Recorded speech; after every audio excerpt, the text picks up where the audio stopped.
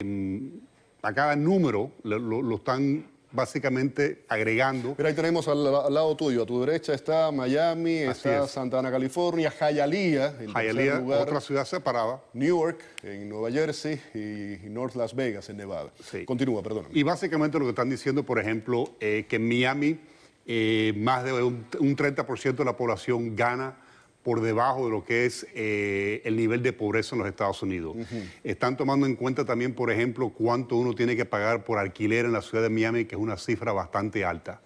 Y también toman en cuenta, por ejemplo, el porcentaje de la población que está sin ningún tipo de seguro de salud, que también es un número bastante alto.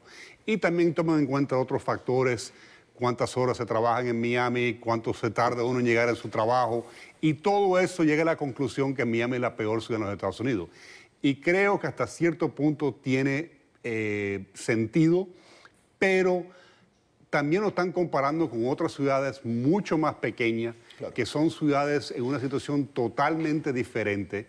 Y si nos pones a ver quién está en esa misma lista, prácticamente quizás no en el último lugar, pero muy cerca, estamos en la misma categoría o muy cerca de Nueva York, correcto, de Los Ángeles, de Chicago. Así que básicamente lo que están diciendo es que dentro de las grandes ciudades están todos básicamente al fondo de esa lista, y supuestamente Miami es lo peor. Ahí está el resto de la lista, ¿no? Laredo, Texas, Los Ángeles, como tú mencionabas, Jersey City, Nueva York y Fresno, California.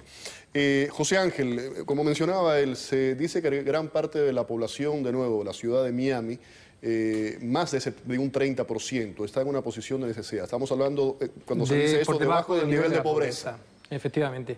Es cierto, quiero decir, y eso son estadísticas que no se pueden negar. Hay gente que esta mañana, cuando lo publicamos ayer en Diario de las Américas, empezó a hablar de quién estaba haciendo este estudio. La verdad es que es independiente, no importa quién haya hecho este estudio, porque las variables a las que hace referencia están tomadas son oficiales, quiero decir, están tomadas de los propios datos del censo. O sea, da igual perdón, que lo haga una institución u otra, lo podríamos haber hecho acá a través de este programa, que hubieran sido las mismas y hubieran sido iguales. Entonces, dicho eso, no creo que se pueda rebatir que Miami o Hialeah ocupen un lugar que no les corresponde. Están ahí por méritos, si me lo permiten, méritos propios, porque por desgracia estas dos ciudades tienen unos problemas que no se están afrontando como debería Hablando del nivel de pobreza, ahí tenemos Detroit, aparece con un 42%, Cleveland, 36%, Cincinnati, 34%, Miami con 30%. Un poquito más del 30%, pero eso significa que un tercio de la población está por debajo del nivel de la pobreza. Y lo que esto nos habla de Miami, sobre todo cuando se imagina uno, los que hemos venido de fuera, la ciudad de Miami nos la imaginamos como una ciudad de sol, de turismo, incluso de gente muy rica. Y eso también existe. No se puede negar. Sí, jets privados, yates, Rolls Royce. Efectivamente, el problema de Miami y a lo mejor también de Hialeah es la disparidad económica que hay entre el 5% que tiene toda esa riqueza más en la ciudad de Miami, si me permites, que en Hialeah, porque la ciudad de Miami tiene áreas extremadamente ricas y otras extremadamente pobres. Claro, hace como unos 2 años fue Bloomberg, la agencia Bloomberg, quien hizo otro análisis sobre la disparidad que había también en las ciudades. Y para eso comparaba la diferencia que había entre los sueldos del 5% más rico de las ciudades contra el sueldo del 20% más pobre de las ciudades. En la cantidad, o sea, los datos que aparecían con Miami eran escandalosos. Y a mí lo que me preocupa, y mañana en Diario de las Américas llevamos la reacción del alcalde de Hialeah, es precisamente esa, la reacción que tienen algunos políticos, y es no reconocer la realidad. Si me lo permites, y lo que ha dicho simplemente Hernández se ha envuelto un poco, digamos, en una bandera étnica. Es decir, él dice que este estudio le parece un atentado contra la población hispana, porque ninguna ciudad de población hispana aparece entre las mejores. ¿Regalado se pronunció al respecto? No, hasta donde yo sé, no tenemos sus declaraciones. Hace cuestión de una semana Regalado, un poco más de una semana Regalado aquí en el programa, y hablamos precisamente de esas diferencias económicas en la ciudad, y él estaba totalmente de acuerdo. No estaba de acuerdo. Estaba de acuerdo. Ah, claro, es que, como te digo, son datos tomados del censo. Entonces, a mí me gustaría más que nuestros políticos aportaran soluciones, que no trataran de descalificar a un estudio que, digo, no importa quién lo haya hecho, y no tratar de esconderse, decir que esto es un estudio ya sea racista o clasista, no lo sé. Tal vez desde su propia posición debería tratar de llevar a cabo políticas para mejorar no solo lo de la pobreza, sino lo del transporte Raúl, público. mencionabas anteriormente el tema de las ciudades con mejor calidad de vida, todo lo opuesto a lo que estábamos mencionando, ahí están. Tenemos Madison, Wisconsin, Lincoln, Nebraska, Minneapolis, Minnesota, St. Paul, Minnesota y Omaha, Nebraska. Como hablábamos anteriormente, no son grandes. Mira, no se puede comparar. O sea, Madison, por ejemplo, es el Capitolio, Madison, Wisconsin. Ahí es donde está la sede de la Universidad de Wisconsin. Ahí prácticamente todos los que viven en la ciudad son o profesores o trabajan para universidades. No hay desempleo. O sea, pero el desempleo tiene un desempeño importante en estos resultados. Es una de las cifras que toman en cuenta. Y como mencionó mi colega, definitivamente 4,3% de desempleo. Como mencionó, definitivamente que no lo puede descartar. O sea, no se puede tapar el sol con el dedo. Las fuentes de esta encuesta definitivamente que son, como él mencionó, del censo, de básicamente otras cifras oficiales. Sí se puede cuestionar quizás el peso que le dieron a cada categoría. Le dieron una categoría igual a cada una de las 7 categorías. Puedes hablar que si deberían haber hecho la encuesta nada más en los centros urbanos o lo que sea, pero no importa el ángulo que le pones. Definitivamente lo que hace lucir es que este pueblo durante mucho tiempo ya tiene problemas muy serios de desempleo, falta de... Y esas imágenes que estamos viendo ahora mismo de los desamparados en el centro de la ciudad de México. Deberían avergonzarnos. De desempleo, de pobreza, de falta de seguro de salud, o sea, todos estos son problemas que existen en Miami de hace largo tiempo, porque esto es una economía que desafortunadamente nunca se ha diversificado. Ahora, la inmigración, ¿qué papel juega en todo esto? Muy importante, muy importante. Desde luego, sobre todo porque es una inmigración, muchas veces estamos hablando de inmigrantes indocumentados, que efectivamente no van a poder obtener los mejores trabajos, al contrario, van a estar trabajando sin papeles, con lo cual van a estar ganando un salario mínimo, que es de los más bajos que hay en Estados Unidos. Seguramente no pueden tener un seguro de salud y todo esto va a pesar.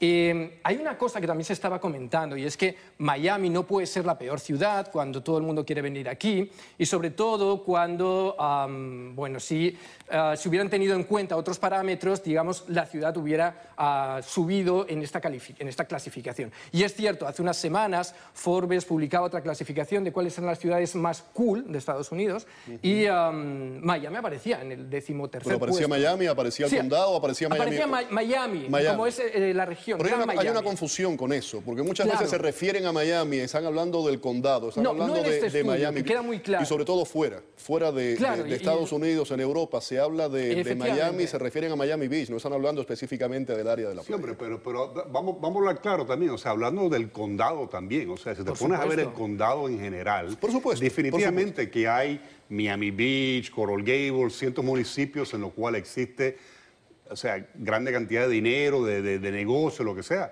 pero sí existe en el sur de la Florida pobreza, existen problemas económicos bien serios, y vienen de hace mucho tiempo. Acuérdate que esto es una economía... De las ciudades, no sé si compartes esta opinión, de las ciudades aquí en Miami-Dade, la de mayor contraste es la ciudad de Miami. Tú mencionaste Coral Gables, podemos decir, Miami Beach, Pinecrest, son ciudades que tienen un denominador común, la mayoría.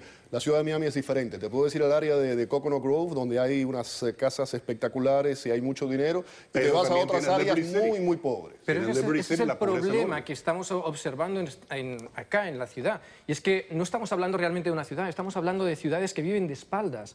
Porque precisamente la gente que vive en Coconut Grove, que vive en Pinecrest, en todas estas zonas, no saben lo que pasa, por ejemplo, ya sea en la Pequeña Habana, a lo mejor incluso en Hialeah o en Liberty City. Para ellos no existen esos barrios, esas zonas. Y eso es muy peligroso porque estamos hablando de que Miami se está convirtiendo en una ciudad cada vez más segregada. Quiero preguntar otro tema.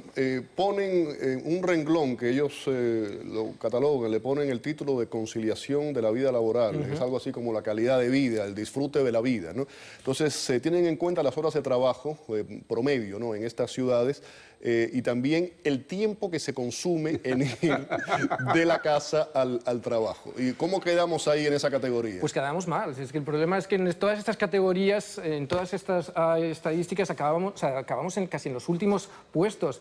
Y como decía, creo que la solución no es criticar el estudio, sino ver que se puede mejorar. Creo que la reacción no cabe debería... duda, cualquier persona que vive en Miami sabe que aquí el tráfico es horrible. Por eso o sea, de llegar a un lugar a otro, un transporte te pasa público, media por hora ejemplo. llegar de Miami a El Dorado, pues. O sea, es algo increíble. Entonces, una solución debería ser observar qué es lo que están haciendo las ciudades que están en los primeros puestos y ver si Miami y Hialeah pueden copiar. Tal vez una solución sea un transporte público más efectivo. Culturalmente te diría que eso sería muy difícil aquí. Pero ¿qué pasaría si, por ejemplo, efectivamente tuviéramos un transporte público efectivo? La gente tal vez no necesitaría tener un carro, Raúl, que si además hubiera ese tiene que transporte dedicar mucho público dinero. efectivo, la gente lo usaba. No sé, no estoy convencido que la gente lo use, ¿no? O sea, Yo tampoco. estamos muy mal acostumbrados a tener nuestros automóviles, de seguir para arriba y para abajo en un automóvil, aunque sea a ir a comprar la leche a la esquina de la casa. No digo que tu sugerencia sea incorrecta. No, pero digo que no se déjame que usaría. te diga, dicen que los buenos líderes políticos son aquellos los que se adelantan a las necesidades y consiguen cambiar la mentalidad Oye, de sus y ciudadanos. las grandes ciudades del mundo, si te pones a ver Londres, París, Nueva York, Claro. existe un sistema de transporte público fabuloso. Tú vas a Hong Kong y te encuentras en un aeropuerto, Singapur, espectacular. Francamente, no es un problema solamente de Miami, es un problema a nivel nacional en todos nuestros centros urbanos.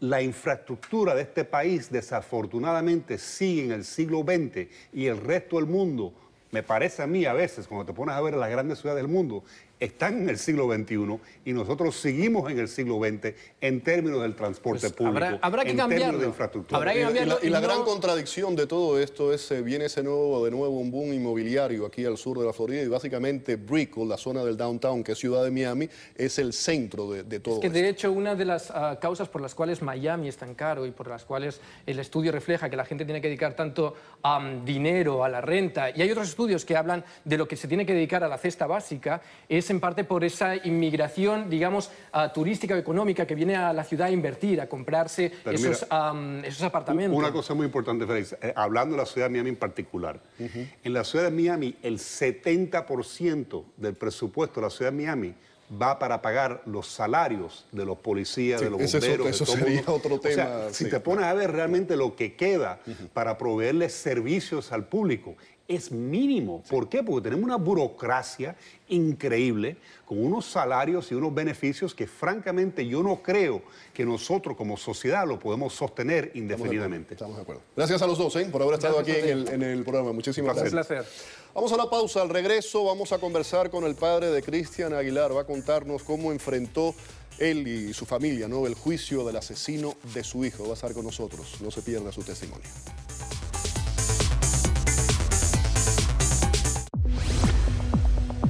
Hola a todos, soy Pedro Sepsé. Y el papá... Es así, siempre han vivido con el papá, incluso antes de ser Siempre han presidente, vivido con no el vivían padre. con Incluso Nancy. él le quita la más chiquita a la madre de Marisabel. a Marisabel, O sea, él se la quita hace como 3 años, se la quitó antes de morirse, se la llevó con él a vivir.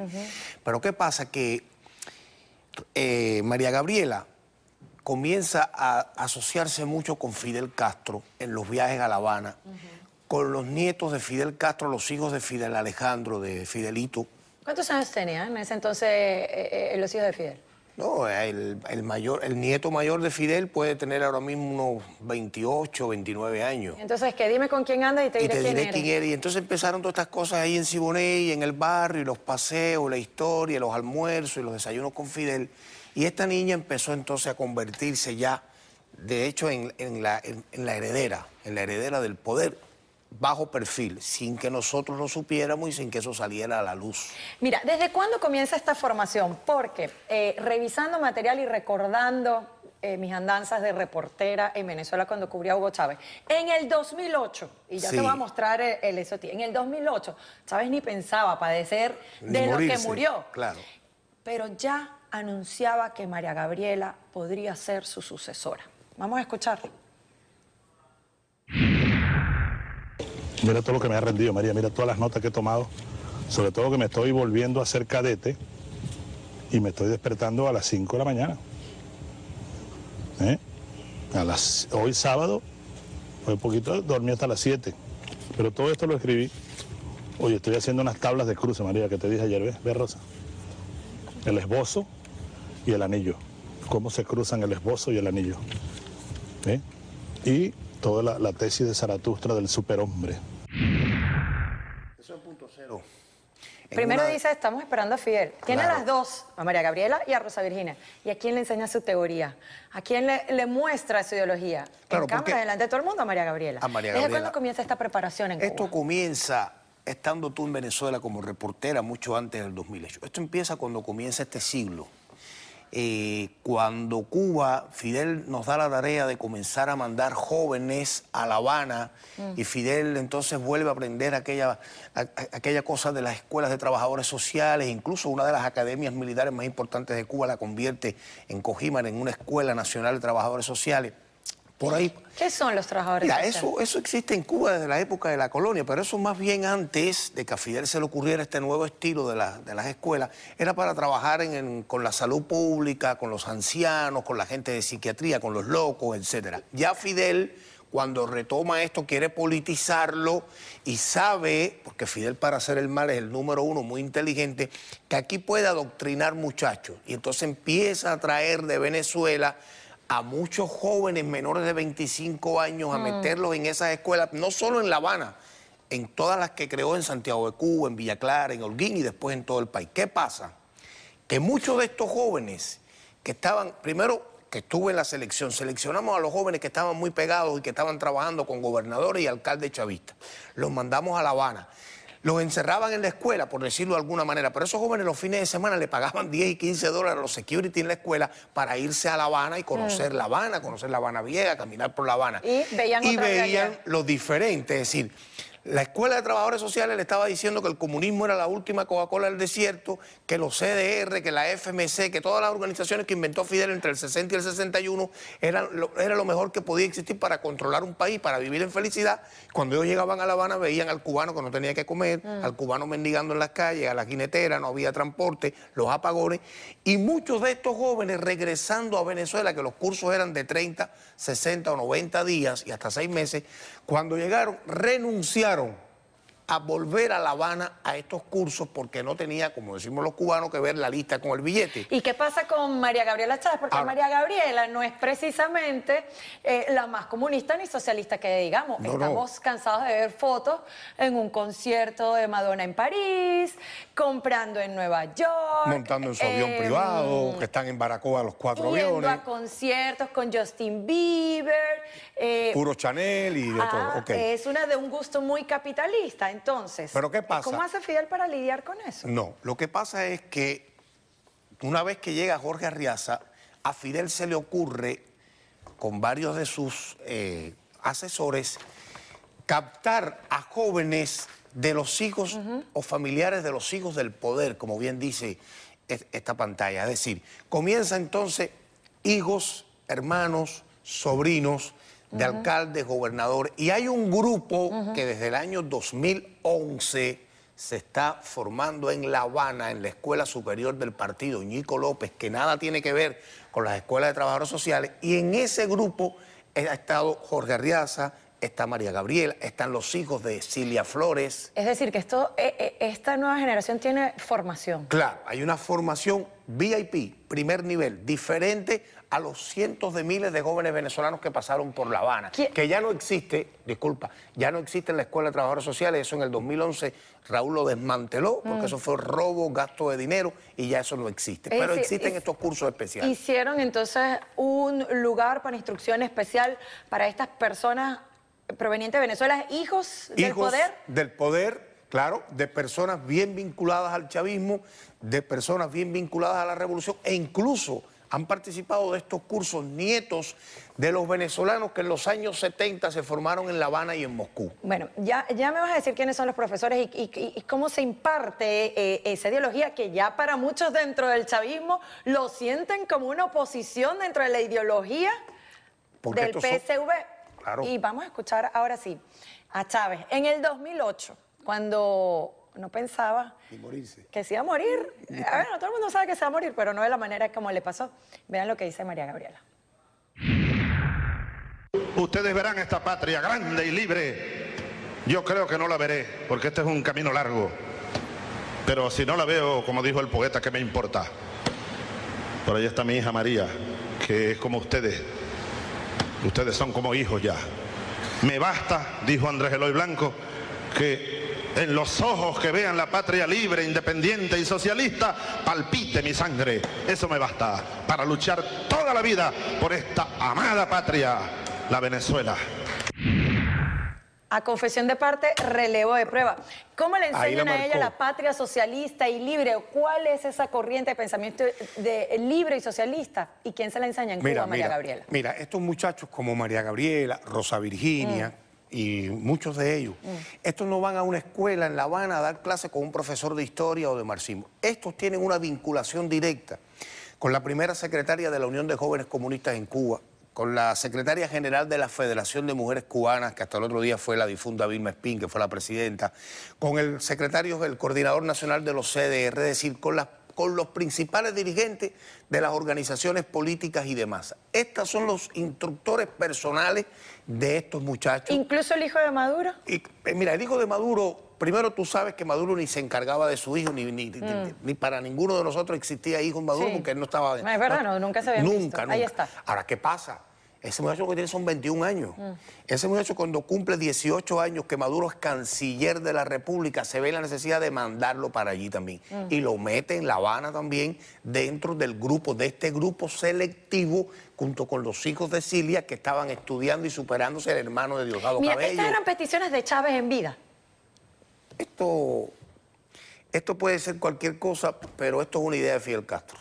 Él es el que manda a llamar a esta gente para que continúen la consecución él ha del ido poder seleccionando, socialista. claro, él ha ido seleccionando, él ha ido buscando, porque, como te dije, nosotros tuvimos entre el 2000 y el 2004 la experiencia y la información, que incluso esto se le hizo los informes a Fidel, de que muchísimos jóvenes venezolanos chavistas que amaban la revolución no querían volver a La Habana a estudiar porque decían que eso no tenía nada que ver con la realidad de Cuba. Y entonces ahí comenzó a dar esto otra vuelta de hoja, es decir, comenzó esto a tomar otro camino y vinieron los cursos especiales. ¿Con quién? Con los hijos de los dirigentes, con los hijos de los hombres y mujeres verdaderamente comprometidos con el proceso chavista. Mira, este adoctrinamiento en realidad logra calar en los hijos de estos mandatarios del poder y llegan a sentirlo como tal, o es por conveniencia o para aferrarse al mandato.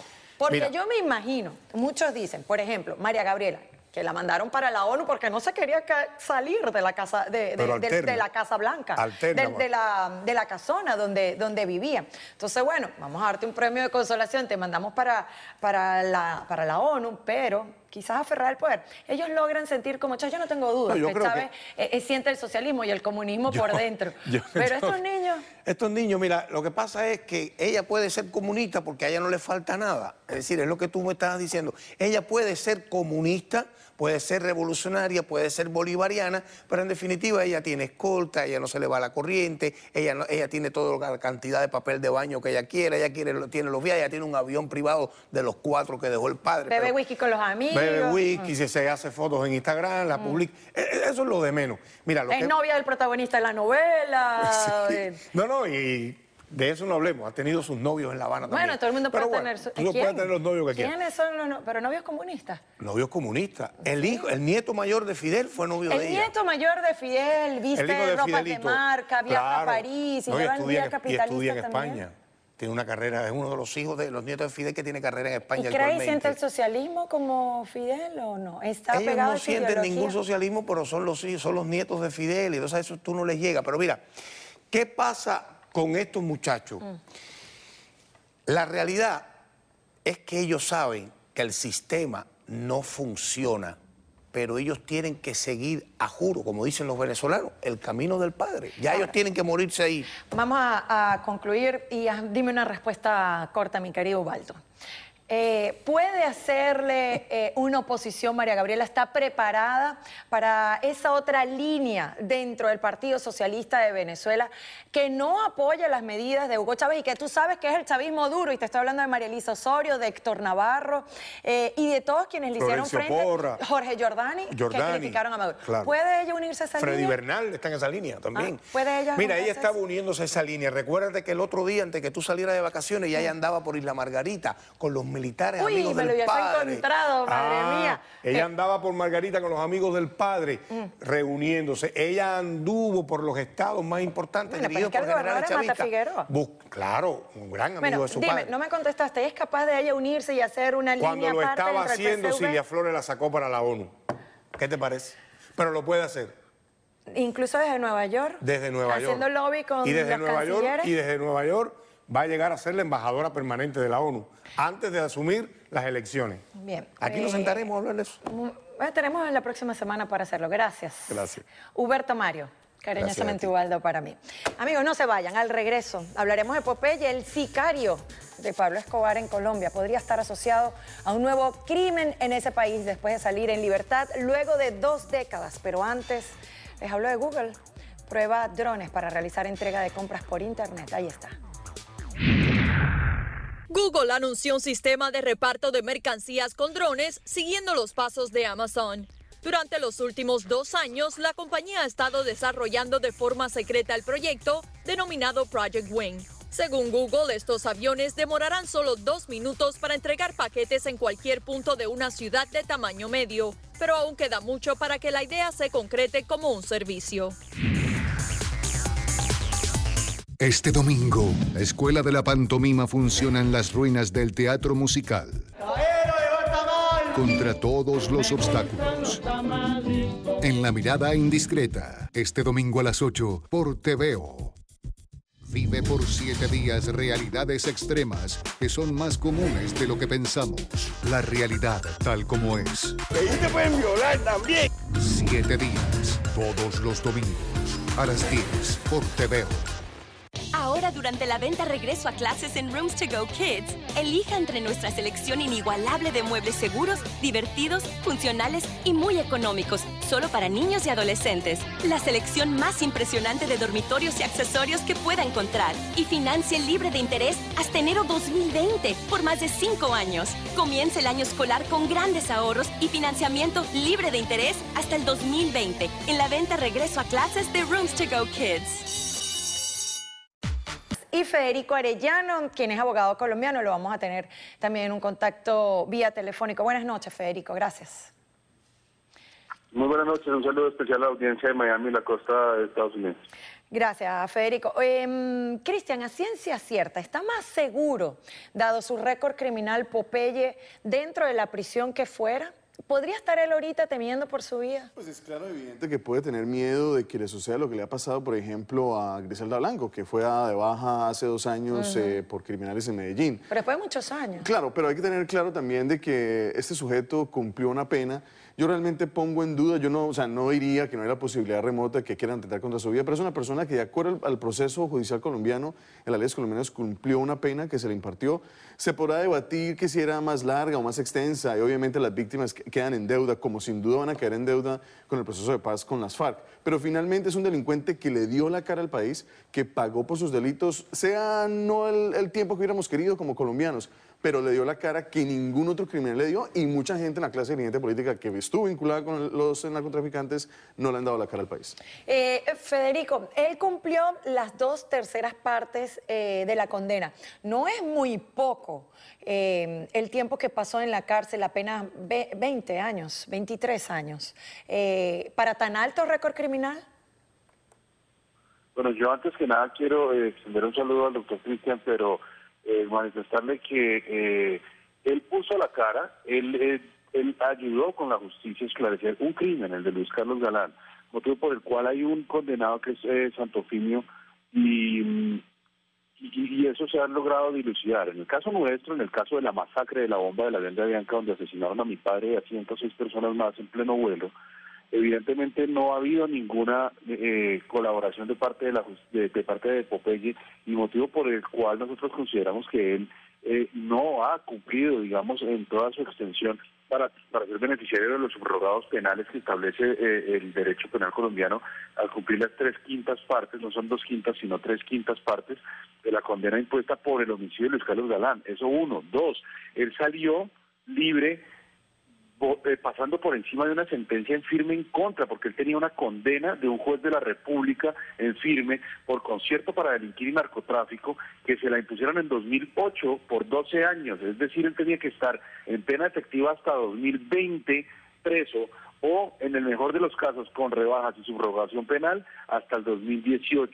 De modo que no es porque sea Popeye, es porque es cualquier preso en cualquier penitenciaría del mundo que no contemple penas irredimibles o penas a perpetuidad o capitales, que los que deben cumplir las penas para poder tener evidentemente en consecuencia la libertad.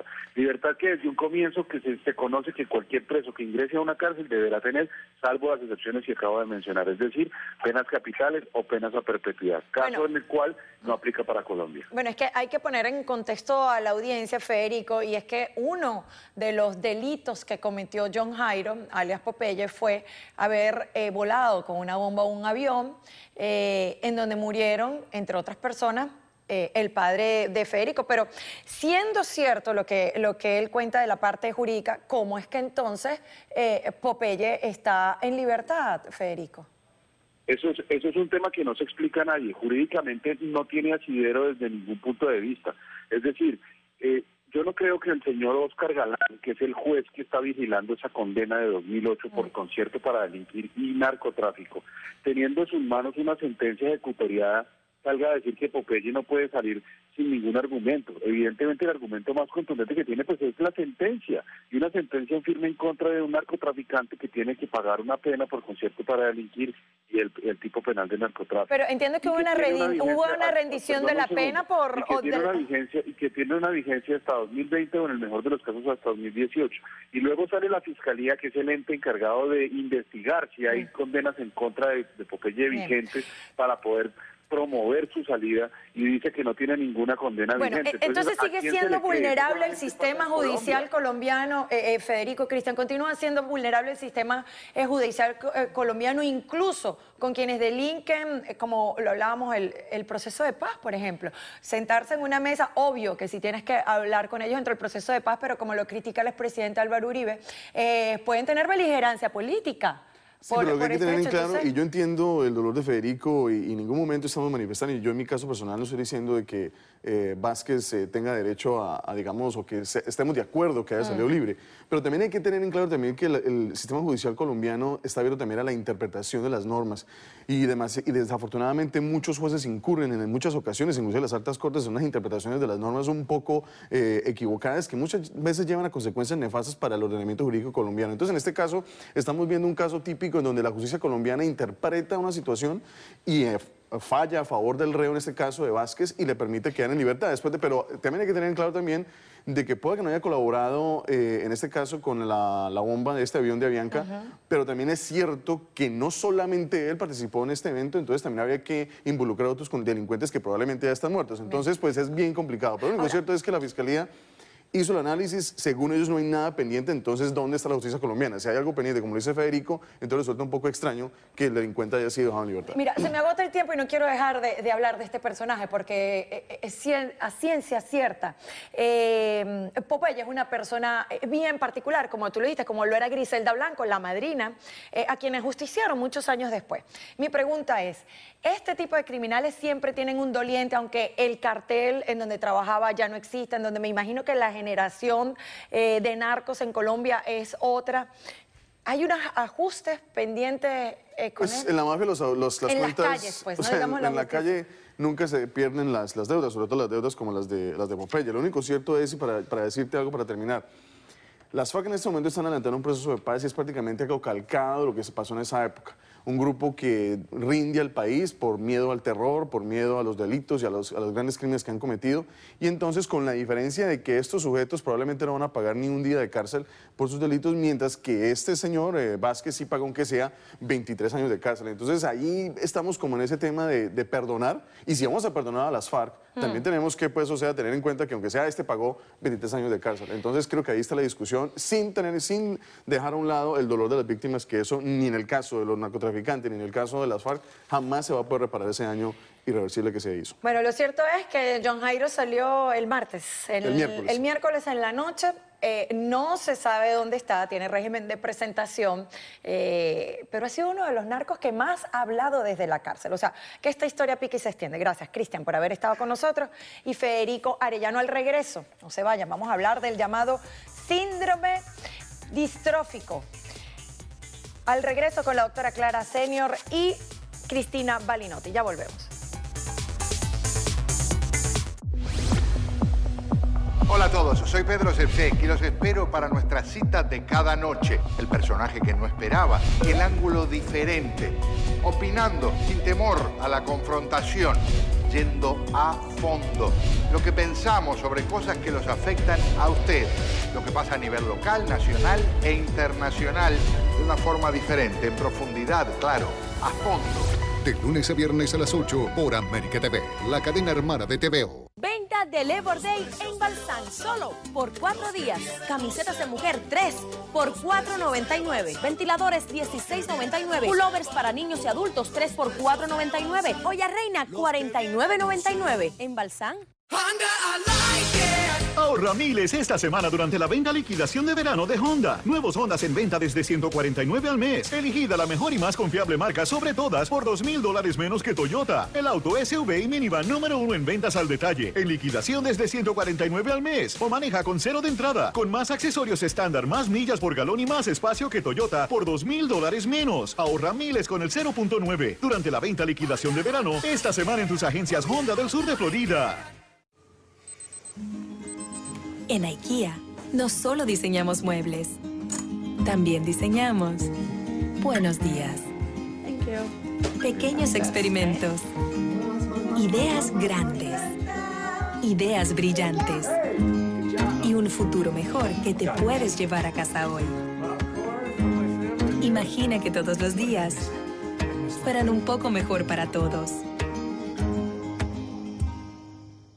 Este fin de semana de Labor Day, todos sus caminos conducen a la gran venta anual bajo la carpa de Headquarter Toyota. Cientos de autos usados desde solo $2,500. Todas las marcas y modelos con hasta 60% bajo el precio original de fábrica. Y con crédito facilito que se ajusta a ti. Pero aprovecha que esto solo ocurre una vez al año. Este fin de semana de Labor Day, sal montao con la gran venta anual bajo la carpa de Headquarter Toyota. Palmetto y la 57 Avenida del Northwest o visita headquartertoyota.com. Ahora durante la venta regreso a clases en Rooms to Go Kids, elija entre nuestra selección inigualable de muebles seguros, divertidos, funcionales y muy económicos, solo para niños y adolescentes. La selección más impresionante de dormitorios y accesorios que pueda encontrar. Y financie libre de interés hasta enero 2020 por más de 5 años. Comience el año escolar con grandes ahorros y financiamiento libre de interés hasta el 2020 en la venta regreso a clases de Rooms to Go Kids.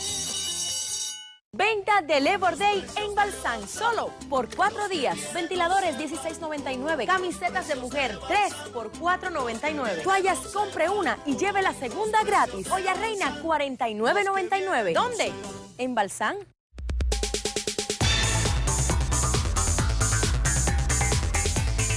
Bueno, vamos a hablar de este segmento, el síndrome del espectaculares que son los mejores que ha visitado y pretende venir a mi consulta diciéndome para que yo solucione. Yo decía, bueno, sí, lo vio fulano, mengano, que son las eminencias del país en Venezuela y va a llegar a donde mí pretendiendo que yo, ¿sabes?, lo ayude y no habiendo tenido, siempre manifestando una inconformidad con todos los tratamientos. Y ves que es una persona que se hizo lipoescultura, que se quitó una costilla, que se operó el juanete, que, ¿sabes?, que tú dices, o sea, se arregló las orejas. A veces no es la oreja. Yo conozco gente que tiene sus orejas así y es feliz y no se siente fea. Hay otro tema, y cuando uno quiere parecerse ya a una celebridad, que es lo que pasa, en realidad es lo que yo llamo un diformismo social. ¿Por qué? Porque la sociedad toma el concepto de cultura, lo mete en un encuadre determinado, hace un estereotipo, nos lo vende y la mayoría lo compra. Y entonces voy a ser como la muñeca Barbie, que ya está acá en Estados Unidos, voy a ser como Clark Kent, si es un hombre. Esto es completamente distinto y realmente prende mucho en personalidades con predisposición a las adicciones, con predisposición a la obsesión compulsiva. Vamos a ver cuál es esa conducta compulsiva. Tenemos unas gráficas en donde nos muestran justamente las características. Uso de camuflaje. ¿Esto qué implica? ¿Maquillaje? ¿Para tapar? Mira, hay pacientes que han sufrido de acné, por ejemplo, o tienen vitiligo. el vitiligo amerita un camuflaje especial, pero de repente tú ves una persona que tiene acné y que es algo muy leve y tú te realmente dices, son 3 pepitas chiquiticas que realmente no ameritan ese estado de angustia, y esa persona está tan angustiada que se coloca una capa de, en Venezuela le dicen panqué, o sea, una capa de maquillaje muy gruesa para taparlo y más bien empeora el problema y se coloca más para poder tapar más el problema y le genera angustia al no salir a la calle, disminuyen su contacto sexual inclusive con su pareja porque se sienten feas y en la intimidad no se sienten cómodas. Entonces te afecta tu vida de relación, tanto de pareja, de trabajo, de amistades inclusive. Sigamos viendo las características, disculpa Cristina, sigamos viendo las características de este comportamiento. Comparación del cuerpo con el de los demás. Bueno, yo creo que sin ser obsesiva, claro, eso no pasa todo. Uno si yo tengo el pelo rubio, lo quiero tener negro como la doctora. Si soy muy gordo, quiero ser flaco como Cristina. Yo creo que eso nos pasa a todos. Vamos a ver, y ya les voy a hacer la otra pregunta, vamos a seguir viendo las características. Ahí está, búsqueda de cirugía plástica. Bueno, eso está súper de moda ahorita, hasta los abdominales se operan, no lo sabía, ¿no? Vamos a ver la siguiente gráfica, por favor, producción. Comprobar sus defectos en el espejo. Bueno, y es que al ver el reflejo de uno es donde uno ve todo lo bueno y lo malo, o lo que uno cree que es bueno y lo que es malo. Logran evitar justamente eso, mirarse frente al espejo, y se pellizcan la piel o la lastiman. ¿Por qué, Cristina? Bueno, porque muchas veces se quieren, lo que te decía antes, automutilar, digamos, de alguna manera. A veces quieren removerse, arreglarse la nariz o una oreja con un cuchillito, con algo, porque se sienten disconformes. Pero ojo, hay que dividir muy bien el querer parecerse a una celebridad y la compulsión por las cirugías de este trastorno que es realmente invalidante y es muy severo en la sociedad. Clara, ¿qué es lo primero que vino? ¿Las cirugías? ¿Todo esto que ustedes nos ofrecen en el mercado para vernos bellas, mejores y más jóvenes? ¿O la necesidad de las personas con síndromes como estos? Yo creo que vino primero una excesiva cantidad de publicidad en vallas de televisión, en vallas publicitarias en la calle, en programas de televisión donde vas a vender unas sandalias y vendes a la mujer modelo espectacular para vender las sandalias. Los problemas de autoestima, o sea, es como una somatización donde yo de repente tengo un problema con mi pareja y de repente no busco ayuda y no lo soluciono y comienza a ver como un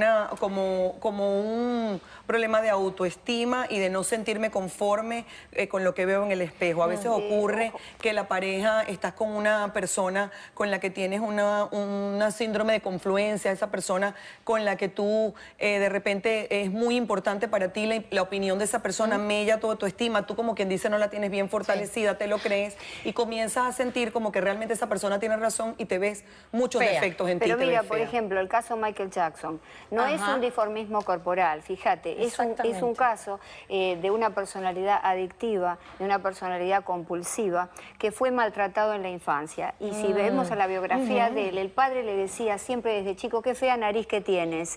Lo habrá hecho por algo superficial, divertido. Lo cierto es que eso cayó como una gota de plomo en la mente, en el corazón de este niño, y hizo todo lo posible para deformarse y terminó un monstruo de cara, pero justamente sí, porque un síndrome dismórfico corporal. Es decir, los padres sí tienen que estar pendientes. Es dismorfofobia, pero no ocasiona, porque la dismorfofobia es, en el estadio de la infancia, una parte del cuerpo, la nariz, no se integró al esquema corporal.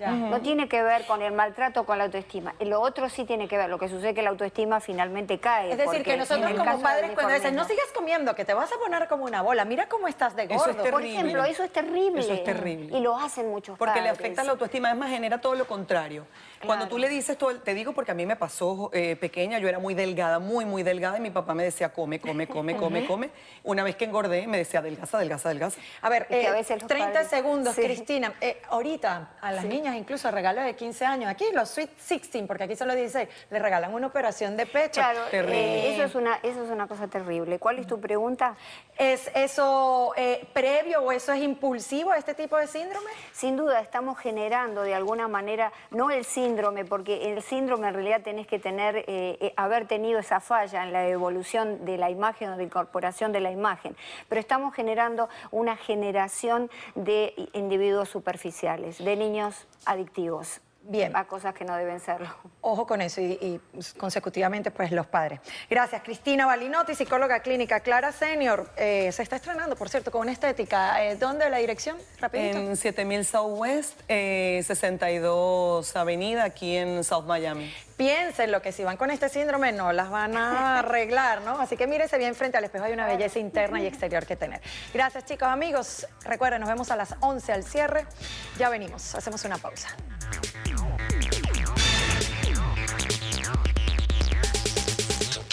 Domingos, temas candentes. Si tú vas a ser comunista, muérete como comunista. Panelistas